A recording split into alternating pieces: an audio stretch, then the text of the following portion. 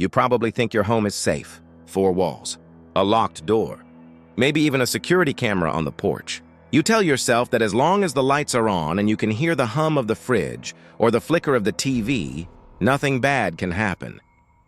That's what everyone thinks, right up until the moment they hear it. A soft sound, too close to be the house settling. A knock that echoes just a second too late to be imagination. A creak from the hallway, one you know you didn't make. It's strange how fragile that illusion of safety really is.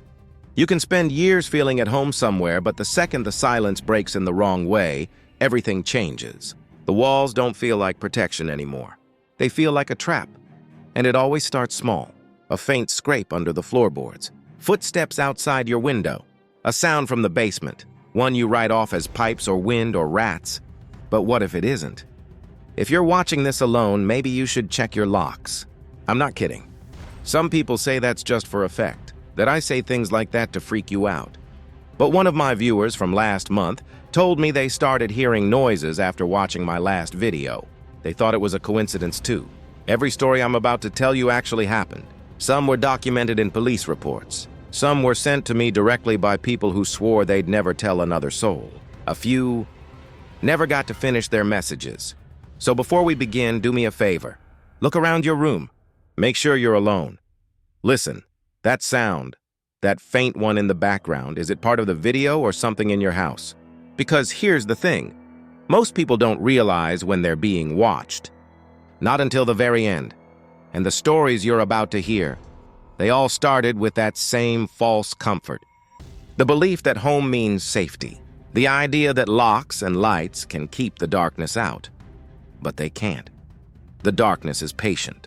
It waits, it listens, and when you finally let your guard down, when you finally think you're safe, that's when it knocks. Let me start with the first one. About a man who thought he was alone in his basement. It started with a dripping sound that never stopped. You know the kind. That slow, rhythmic tap that comes from somewhere deep in the pipes, echoing through the house like a pulse. I moved into that old countryside house thinking it'd be quiet, peaceful even. No traffic, no sirens, no neighbors arguing through thin walls. Just me, the wind, and the occasional hoot of an owl at night. That first week was perfect. Morning coffee on the porch, reading in silence. Long walks through the overgrown trails behind the property. It felt like the kind of solitude people crave but never actually get. But by the second week, that sound started. Drip, drip, drip. It always came from the basement. At first, I ignored it. Every old house has quirks, right? Pipes shift, wood creaks, water expands and contracts. I told myself all of that. But the noise kept happening, even when I shut off the main valve. That was the first thing that didn't make sense. The second thing was the light. One morning, I woke up and noticed the basement light was on. I didn't remember turning it on, but I figured maybe I'd left it while storing boxes. I went downstairs, turned it off, and shrugged it off. That night, it was on again. I actually laughed out loud. Guess I've got a ghost who hates the dark, I joked to a friend on the phone. He laughed and told me I was just spooking myself out in an empty house and that it'd pass once I got used to the noises. But it didn't pass. Objects started moving. Not big things, small stuff. My coffee mug wasn't where I'd left it. A folded shirt on the counter was half open. I started second-guessing myself, wondering if I was just being forgetful. Then the food started going missing. It was never a lot. Just little things. A granola bar. Half a loaf of bread, some leftover pasta. I told myself I probably ate more than I thought or forgot I'd thrown it out. But the pattern was too clean. Too specific. One night, I decided to test it. I placed a can of soup in the pantry and marked the label with a black Sharpie line. Just a tiny mark across the top. The next morning, it was gone. No mark, no can. That's when I started locking my bedroom door, but even that didn't help. Around 3 a.m., I woke up to the faintest sound, a floorboard creaking downstairs. I held my breath, straining to listen. The sound came again, slow and deliberate, like someone trying not to be heard. I told myself it was the house settling, that all those stories about someone living in the walls were just urban legends. Still, I kept my phone close that night. I even considered calling the police, but what would I say? Hey, my light's acting weird and someone's eating my soup? Then I found the toothbrush. I was brushing my teeth one morning when I noticed it. Sitting right next to mine, a blue toothbrush, identical but not the same one. The bristles were wet. That's when the illusion broke. I started searching the house, every room, every closet, every drawer. I even checked the attic, which was empty except for old insulation and dust thick enough to choke on. But when I got to the basement door, I hesitated. That was the one place I hadn't checked. The door had a warped frame, and the handle was stiff from humidity. I had to put my shoulder into it to open it fully. The smell hit me first. Damp concrete, rot, and something faintly sour, like spoiled food. I turned on the light. It flickered for a moment before stabilizing, revealing the old stone walls and furnace humming in the corner. Everything looked normal until I noticed the footprints. Bare feet, muddy, leading toward the back of the room. I followed them. They stopped behind the furnace. I crouched, using my phone flashlight to look closer. That's when I saw it, a narrow gap in the wall half hidden behind old insulation. The edges looked like they'd been pried open. My pulse started racing. I peeled back the insulation and saw a crawl space, no more than 3 feet tall, stretching into darkness. Inside, there was a blanket, a half-eaten sandwich, and a pile of food wrappers. And above that, taped to the wall, was a photo of me sleeping. It wasn't taken from inside my room, it was taken through something. The angle was strange, slightly off-center, like it came from inside a vent or behind a wall crack. I stumbled back, tripping over a loose pipe and slamming into the furnace. My phone light wobbled, casting shadows that made the whole room seem to breathe. I ran upstairs, locked myself in my room, and called 911. When the police arrived, I could barely explain what I'd found. They searched the basement thoroughly, but found no one. The crawl space was empty. The food wrappers, the blanket, gone. Even the photo was missing. They told me I must have imagined it, that someone probably broke in and left before I came down. One of them even laughed, saying maybe I'd been pranking myself after too many true crime podcasts. But that night, after they left, I noticed something on my phone. A new voicemail. No number, just static, then faint breathing. After a few seconds, I heard my own voice whisper, "Go back downstairs." I deleted it instantly. The next morning, I packed up and left. I didn't take much, just enough to fit in the car. As I pulled away, I looked back at the house one last time. The basement light was on. The police later told me they did another check after I called them again. This time, they found something new, a false panel behind the furnace. A hidden compartment inside was bedding, empty cans, and a phone charger still plugged into the wall. They never caught whoever was living there. The officer who called to tell me said the previous tenant went missing years ago, never officially found. Sometimes, late at night, my phone buzzes once, a single notification sound, even when it's on airplane mode. And once, when I listened closely, I could swear I heard dripping in the background. Drip, drip, drip. If you ever move into an old house, check behind the walls first. I thought that story was bad, but the next one still keeps me up every night. Do you ever check your Ring camera at night just for peace of mind? That little blue circle, glowing softly on your phone screen, proof that the outside world is being watched, that whatever's out there can't surprise you. It's comforting, right? That's what I used to think. My wife, Emily, and I had just moved into a quiet suburban neighborhood. Cookie-cutter houses, white fences, neat lawns, the kind of place where nothing ever happens. We got the camera after a few package thefts started popping up on our street. Might as well keep an eye out, Emily said, half laughing as she set it up through the app. It became part of our routine. Every night before bed, she'd check the feed, make sure no raccoons were tipping over the trash cans again. Sometimes we'd watch the time-lapse footage just to laugh at the random cats or delivery drivers caught mid-yawn. Normal, harmless, until one Thursday night. It was around 11:30 p.m. when we got the first alert. Motion detected front door.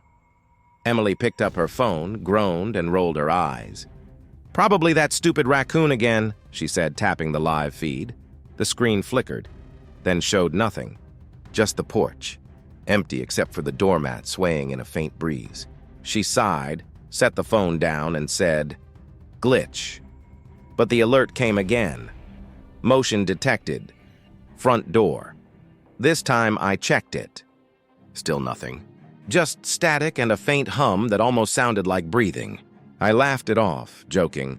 Maybe your raccoons learned to hold still. She threw a pillow at me, and that was that. Until the next night. It happened again, same time. 3:12 a.m. This time the alert woke both of us. The sound of the phone vibrating on the nightstand made Emily groan. She tapped open the app, ready to dismiss it, then froze. Ryan, look. I leaned over, squinting at the screen. The feed showed two people standing perfectly still on the porch. They were side by side, motionless. Both wearing hoodies pulled up over their heads, and both wearing our faces, masks, rubbery, pale, and unnervingly accurate. Emily's freckles. My stubble. Our features stretched just enough to look wrong. The eyes were empty holes, but the mouths, our mouths, were smiling. For a long time, we just stared. Then Emily whispered, "Is this a prank?" I reached for the phone, fumbling with the screenshot button, but the image froze. The app crashed. When I reopened it, the feed was gone. No recording, no motion alert, just the message. Footage unavailable. Data corrupted. We didn't sleep that night. I called Ring support the next morning and told them about the glitch. The woman on the phone sounded polite, calm, too calm. She said sometimes rare signal interference could distort video files and make faces appear mirrored. I asked if they could check the cloud archive. She said there was no record of motion detected at that time. But I have the notification right here, I said. Then it must have been a false ping, she replied smoothly. Nothing to worry about. She didn't sound like she believed that. We tried to shake it off. We even laughed about it later, calling our masked twins our creepy neighbors. But every night after that, we started getting more alerts. Sometimes at 1:14, sometimes 2:47, never the same time twice. And always blank footage when we opened it. No movement, no visitors. Just the faint sound of breathing behind the static. Then one morning, Emily called me to the door. She was holding her phone, her hands shaking. "Ryan, look, the app had saved a short clip, 1 second long.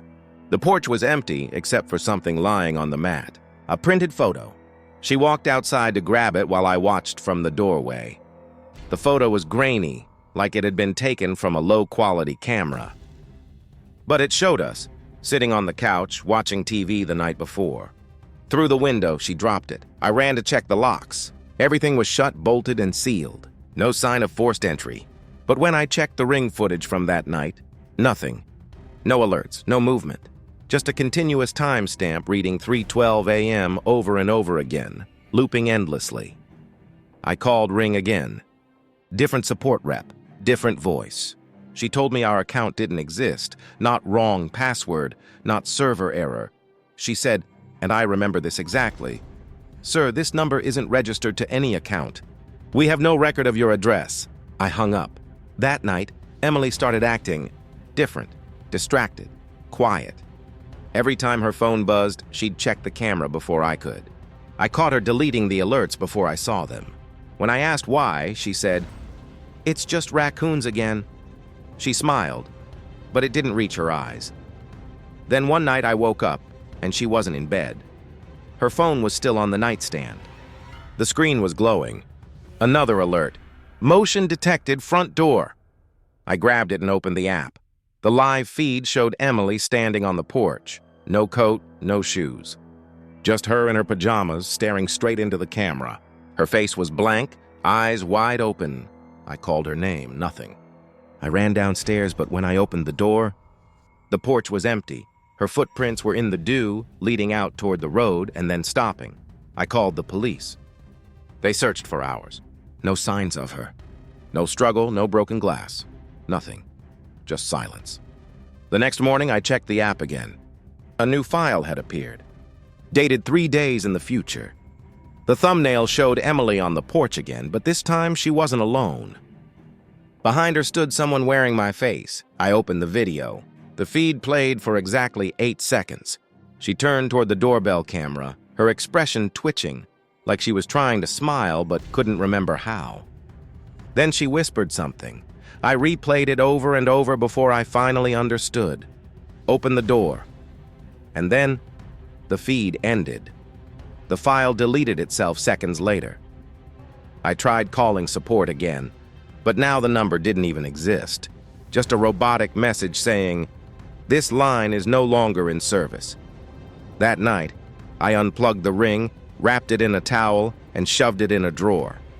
But every time I walked past the front door, I could swear I heard that faint hum again, the one from the footage, a soft whirring, like static, like breathing. Last night I woke up to the sound of the doorbell, once, then twice, then 3 slow rings in a row. I didn't check. I didn't move. I just lay there, frozen. But when I picked up my phone this morning, I saw it. A new alert from 3:12 a.m. The app opened by itself. The live feed was on, and standing on my porch was Emily, still smiling, still whispering. "Open the door. If you have a Ring camera, check your saved footage now." They said it was a glitch, but my reflection still smiles when I don't. The couple's footage was deleted, but another file surfaced. From a different house entirely. If you ever hear voices in your walls, don't listen. I used to think that was just something people said to freak each other out on Reddit. You know, one of those urban legends that spreads in the comments section until someone claims it happened to a friend of a friend. But now I know better. When I bought this house, I thought I was starting over. Fresh paint, open floor plan, brand new beginning. It was one of those flipped properties, the kind you see on YouTube with before and after montages and upbeat music. The previous owner had gutted it completely. I was the first person to live there since the renovation. It smelled of sawdust and possibility.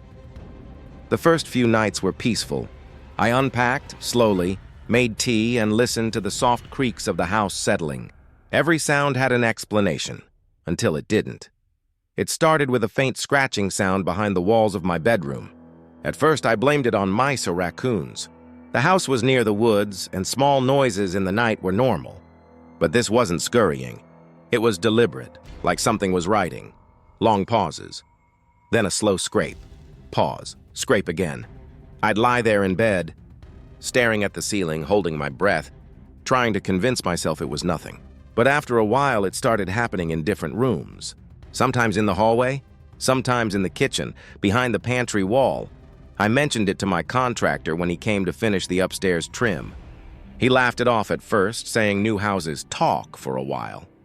When I pressed him, he sighed and said, "You're probably just hearing air through the vents." But then he stopped mid-sentence. His eyes flicked toward the wall behind me. "Do you hear that?" I asked. He didn't answer. He just set down his tape measure and said quietly, "You should get these walls checked. I've worked on this house before." "What do you mean?" I asked. But he just shook his head, grabbed his toolbox, and left without finishing the job. I tried to call him later that week. The number was disconnected.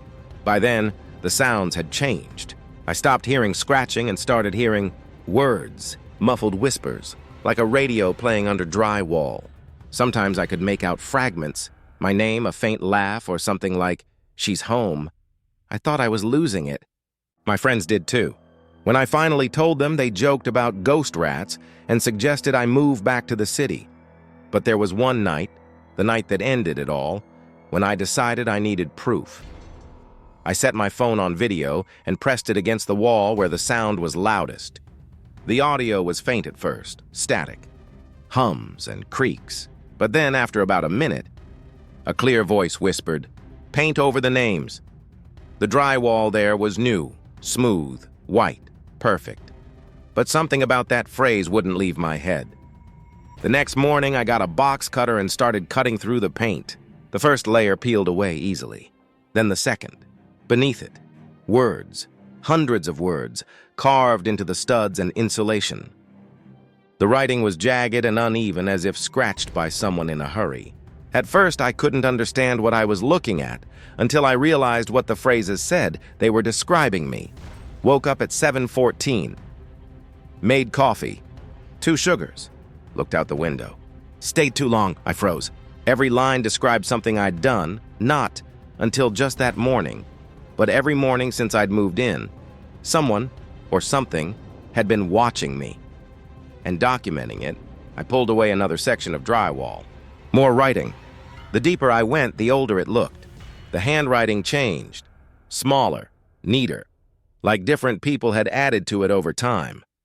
Then I found names, at least a dozen of them, each followed by a short sentence. Mark left the door open. Dana heard it too late. Eli asked for help. At the bottom of the list, smeared beneath cracked paint, I saw a line that looked newer than the rest. My name, half-carved, unfinished.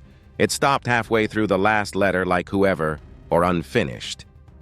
Whatever was writing had been interrupted. That's when I heard it again, the scratching.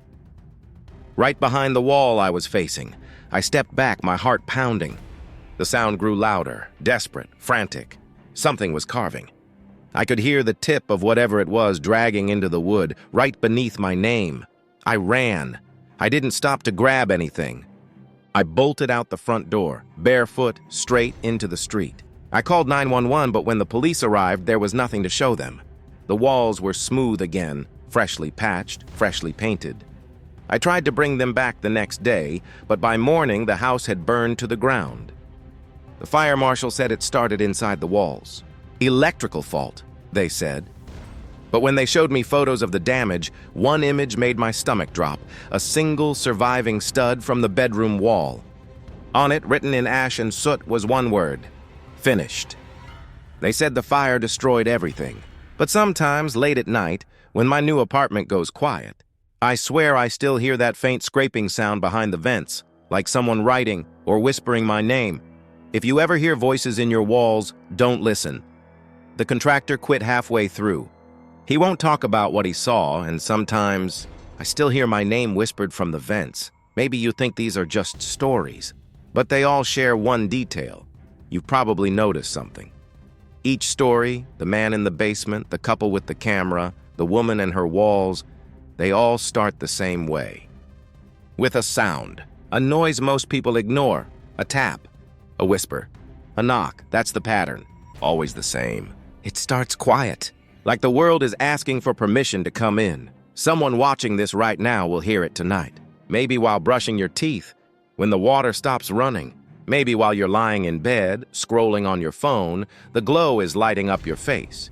That's when you'll hear it, 3 soft knocks. Don't open the door, you'll want to.